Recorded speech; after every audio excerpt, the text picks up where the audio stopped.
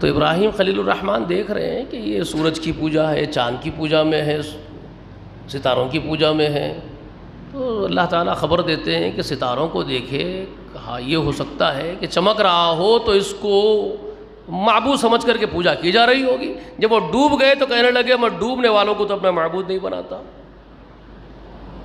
مطلب یہ ہے کہ یہ ڈوبے کیوں اور نکلے کیوں، تو یہ کس کے حکم کے غلام ہیں اور کس کے تابع ہیں. غور کرو، یہ چمک رہے تو کسی کے حکم سے اور غروب ہو رہے تو کسی کے حکم سے، تو یہ تو خود غلام ہے. پھر اس کے بعد چاند کو دیکھے، وہ زیادہ چمک رہا، ان سے بڑا ہے. کہا ھذا ربی فلما افل، جب وہ بھی ڈوب گیا تو کہنے لگے اگر میرے رب نے میری ہدایت نہ کی ہوتی، میری حفاظت نہ کی ہوتی تو میں بھی ان کی طرح گمراہ ہو جاتا. پھر فلما رأى الشمس، اور جب پھر سورج کو دیکھا تو کہنے لگے قال ھذا ربی ھذا اکبر، یہ بڑا ہے تو ہو سکتا ہے یہ میرا رب ہو. فلما فلت، جب وہ بھی ڈوب گیا، سورج بھی ڈوب گیا، تو پوری قوم کے سامنے آپ نے ایک اعلان کیا. یہ بہت عظیم الشان اعلان تھا خلیل الرحمن کا، اعلان توحید. پوری قوم میں علانیہ ایک اعلان انہوں نے کر دیا. کیا بولے وہ اس وقت جب وہ بھی ڈوب گیا؟ فلما فلت قال یا قومی انی بریء مما تشرکون. پکار کے کہا ابراہیم نے، اللہ خبر دے رہے ہیں سورہ انعام میں آپ کو. ابراہیم پکار کے لوگوں سے اپنی قوم سے بول دیے کہ اے میری قوم، میں بری ہوں تمہارے شرکاؤں سے اور تمہارے شرک سے، تمہارے عقیدے سے، تمہارے دھرم سے، تمہارے کانسیپٹ سے. میں اپنے آپ کو الگ کر رہا ہوں، میں بری ہوں تمہارے عقیدے سے اور تمہارے ان شرکاؤں سے، ان تمہاری عبادتوں سے. ذرا سوچئے، دھرم گرو کا بیٹا جس کو خود دھرم گرو بننا ہے، اب اپنے ہاتھ میں چودراہٹ لینی ہے، ٹھیکیداری لینی ہے پورے دھرم کی، اور وہ ایک انقلابی اعلان کر رہا ہے. انقلابی اعلان ہے نا، یہ بغاوت کا اعلان ہے ایک معنوں میں پورے دھرم سے. بریء مما تشرکون، انی بریء مما تشرکون کہہ رہے، میں بری ہوں تمہارے پورے عقیدے سے، تمہارے پورے شرک سے. اور کہہ رہے انی وجہت وجہی للذی فطر السماوات والارض حنیفا وما انا من المشرکین. میں اپنے چہرے کو ذات کی طرف پھیرتا ہوں، ذات کی طرف متوجہ ہوتا ہوں جو ساتوں آسمان اور زمین کا جو کچھ ہے کائنات میں، ان سب کا پیدا کرنے والا ہے. اور میں یکسو ہوتا ہوں اسی کے لیے. حنیفہ کا لفظ استعمال فرمایا.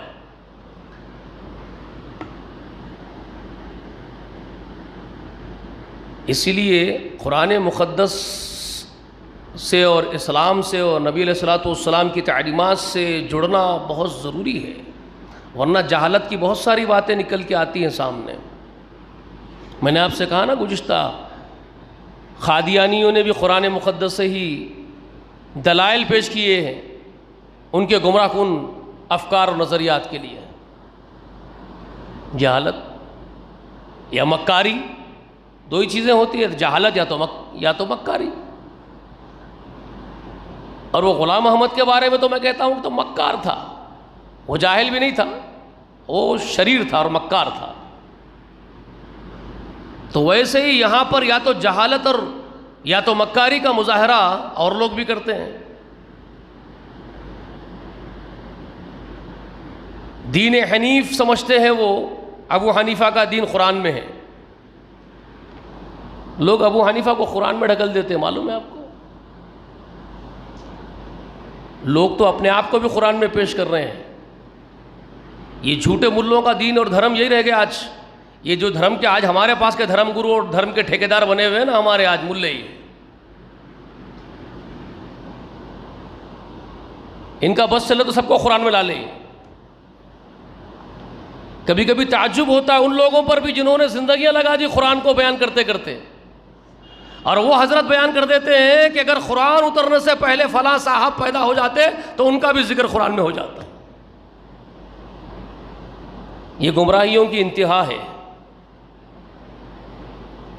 میں واضح کر ہی دوں تو کوئی میرے لیے کوئی حرج کی بات نہیں ہے، میں اس کو بیان کر دوں تاکہ لوگ بچ جائے ایسی چیزوں سے. ڈاکٹر اسرار احمد پاکستان کے اگرچہ کہ بہت بڑا کام انجام دیے بیچارے، اللہ ان کی خدمتوں کو قبول کرے، ان کی غلطیاں معاف کرے، لیکن بڑے غلطیاں بھی ہو جاتے ہیں اچھے لوگوں سے بھی. ہم نہیں جانتے کون کیا ہے، ہم اللہ کے سپرد کرتے ہیں ہر ایک کا معاملہ. ہم کسی کو کافر، فلاں چلاں، جہنمی ہم نہیں بول سکتے، اس لیے ہم احتیاط برتتے ہیں. ہم ہر ایک کی قدر کرتے ہیں جو اسلام کی خدمت کیا ہے، اس لیے ان کی بھی قدر کر رہے ہیں. اسلام کی خدمت کی ہے اس وجہ سے ان کی ہم قدر کرتے ہیں، اور کوئی بات نہیں ہے. لیکن غلطیاں ہوئی ہیں.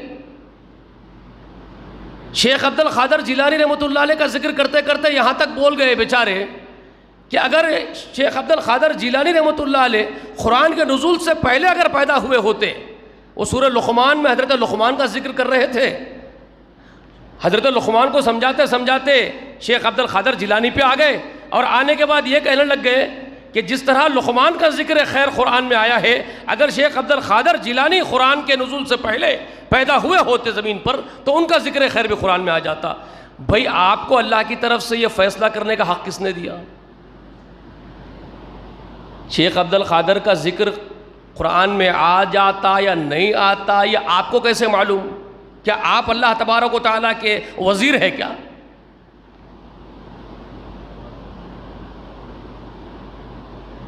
جی اللہ کے سیکرٹری ہے کیا؟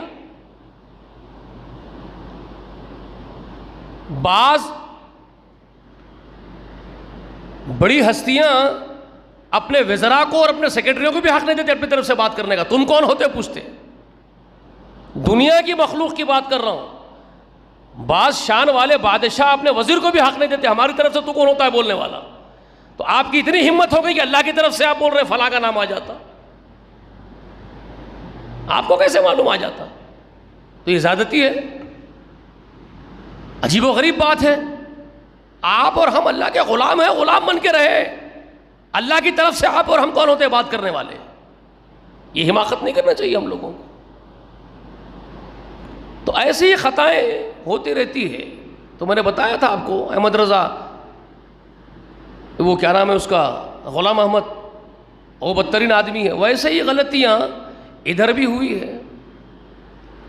ابو حنیفہ رحمۃ اللہ علیہ کے مسلک، امام اعظم کا مسلک اور سواد اعظم کا مسلک، حق پر ہونے کا مسلک، یہ ثابت کرنے کی خاطر یہ جہالت کا مظاہرہ کر دیے بعض لوگ کہ ابو حنیفہ کا ذکر تو قرآن میں آ گیا ہے. پوچھا گیا بھئی کہاں ہے ابو حنیفہ کا ذکر قرآن میں؟ تو کیا کہتے ہیں؟ انہ کان حنیفہ. ابراہیم کے بارے میں ہے، وہ تو حنیفہ تھا، تو کہہ رہے کہ دیکھو وہ بھی حنفی تھے. نعوذ باللہ ثم نعوذ باللہ. جی وما امروا الا ليعبدوا الله مخلصین لہ الدین حنفاء. دیکھو اللہ تعالیٰ پسند کرتا ہے دین حنیف کو، ابو حنیفہ کا دین. نعوذ باللہ ثم نعوذ باللہ. یہ جہالت ہے.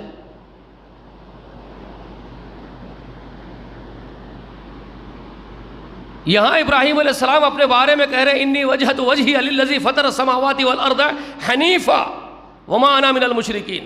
تو یہاں حنیفہ کا اصل میں جو دین ہے حنیف ہے، انہ کان حنیفہ ہے، اس کا معنی کیا ہے؟ حنفا کس کو کہتے ہیں؟ حنیفہ کا معنی کیا ہے؟ اس کے معنی ہے سارے جہاں سے کٹ کے یکسو ہونے والا. جس وقت قرآن مقدس میں اللہ تعالیٰ یہ سب الفاظ جب بیان کر رہے ہیں، اس وقت ابو حنیفہ رحمۃ اللہ علیہ کے والد بھی شاید پیدا نہیں ہوئے تھے. تو پھر ان کو کہیں کو گھسڑ رہے ہیں آپ قرآن میں؟ سوچیے آپ. آپ زبردستی کے گھسڑتے رہتے ہیں، خود گھس جاتے رہتے ہیں، یہ جہالت ہے۔ تو خیر ابراہیم علیہ الصلوۃ والسلام وہاں پر یہ ایک اعلانیہ اعلان کر رہے ہیں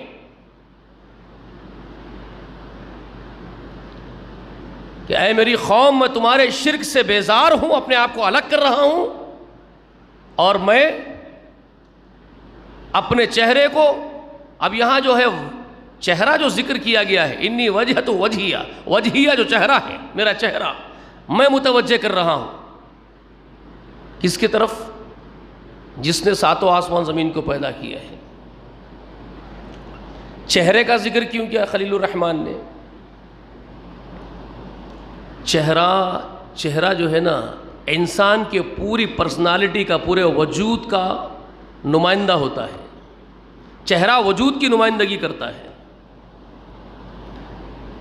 فیس جو چہرہ ہے آپ کے پورے وجود کی، آپ کی پوری پرسنالٹی کی عکاسی کرتا ہے، آپ کے پورے وجود کی نمائندگی کرتا ہے۔ سمجھ میں آ رہی ہے بات؟ جو اہل علم ہے، سمجھدار ہے، وہ لوگ سمجھ رہے ہیں میں کیا بول رہا ہوں، بچے بھی سمجھ رہے ہیں۔ چہرے سے ہی پتہ چلتا ہے، چہرے سے آپ کے ہاؤ بھاؤ پتہ چلتے ہیں، چہرے سے آپ کے دماغ میں آپ جو سوچ رہے ہیں وہ بھی کبھی کبھی محسوس کیا جا سکتا ہے، اہل دانش اس کو محسوس کرتے ہیں۔ بعض لوگ بہت بڑی بات سمجھتے ہیں، بعض لوگ بولتے ہیں کہ ہم لفافے کو دیکھ کر کے خط کا مضمون بھاپ لیتے ہیں، اس طرح کی جو باتیں بولتے ہیں تو لوگ بولتے ہیں بڑا متکبر ہے یہ، لوگ بولتے ہیں نا بڑی حماقت خو رہا ہے، وہی ایسی بات کر رہا ہے۔ تو اس میں پوری کی پوری بات اس کی غلط نہیں ہوتی ہے، کچھ حد تک اس کی بات میں دم ہوتا ہے، کیونکہ اس کے پاس وہ تجربہ موجود ہوتا ہے، وہ ایکسپیرینس ہوتا ہے، وہ ماضی میں بہت کچھ دیکھا ہوا، دنیا کو تجربہ کیا ہوا لوگوں سے۔ سمجھ میں آئی بات آپ کو؟ بہت سارے لوگوں کو دیکھ کر کے اس نے تجربہ حاصل کیا ہے۔ یہی وجہ ہے نا ایک پولیس والا چور کو چہرے سے پہچان لیتا، یہی اصل چور ہے۔ وہ 10 آدمی کو سامنے کھڑے کر دو اور ایک سینئر آفیسر کو لے کے آؤ، تجربے کار آفیسر کو لے کے آؤ، 10 کو پڑے کر کے نکالے گا چور کو ادھر آ، اور نکلے گا چور وہی، تو اس کا مطلب کیا ہے؟ اس کا مطلب کیا ہے؟ غیب کا علم ہے اس کے پاس؟ نہیں، اس کی پریکٹس ہے، اس کی زندگی بھر کی پریکٹس ہے، اس کا تجربہ ہے، سمجھ میں؟ اس کا فن ہے، وہ جانتا ہے، وہ چہرے سے پتہ کر لیتا ہے۔ تو چہرہ عکاسی کرتا ہے، آپ کے وجود کی نمائندگی کرتا ہے۔ اللہ نے چہرے کو اپنے ہاتھوں سے بنانے کا ذکر اس لیے کیا، بہت خاص چیز ہے وہ چہرہ وجود میں پورے انسان کے۔